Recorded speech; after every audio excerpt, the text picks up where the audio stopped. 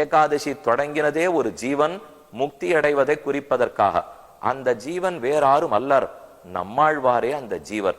ஆழ்வார்களிலே தலைவர் நம்மாழ்வாரை அன்றைய தினம் அர்ச்சக சுவாமிகள் கைத்தாங்கலாக எழுந்துருள பண்ணிக்கொண்டு சூழ்விசும் பணிமுகில் தூரியம் முழக்கின ஆழ்கடல் அலஜரை கையெடுத்தாடின ஏழு பொழுலும் வளமேந்திய என் அப்பன் வாழ்புகழ் நாரணன் தமரை கண்டுகந்தே என் அவருடைய பாசரத்தை இசைத்து கொண்டே பெருமானை வலம் வந்து பெருமானுடைய திருவடிகளோட கொண்டு போய் சமர்ப்பித்தார்கள். ஆழ்வாருடைய திருமுடி, அவருடைய தலையும் நம்பெருமானுடைய திருவடியும் ஒன்றாக இருக்கும்.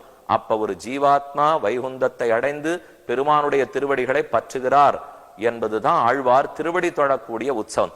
அத்தோட முனியே நான் முகனே முக்கண்ணப்பா பாசுரம் சேவிக்கப்பட்டு சூழ்ந்தகன் ஆழ்ந்துயர்ந்த முடிவில் பெரும் பாழையோ சூழ்ந்ததனில் பெரிய பரணன்மல சோதியோ சூழ்ந்ததனில் பெரிய சுடர்ஞான இன்பமேயோ சூழ்ந்ததனில் பெரிய என் அவாவரச் சூழ்ந்தாயே என்று நம்மாழ்வாரை பெருமான் திருவடிகளிலே சேர்த்து கொண்டான்.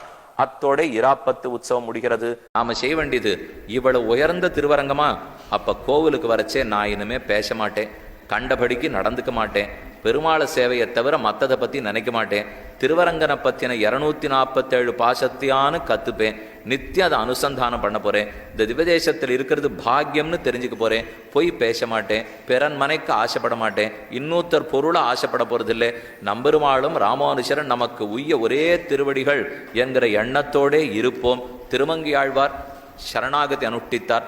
அதே போல நாமும் இதே பெருமானிடத்தில் ராமானுஷர் திருவடிகளை முன்னிட்டு கொண்டு எப்போதும் சரணம் சரணம் என்று சொல்லிக்கொண்டே இருப்போம். இந்த உறுதியெல்லாம் நாம தானே எடுத்துட்டாகணும். அவர்களுக்கு பல்லாண்டு பாடுவதே நமக்கு புருஷார்த்தம்.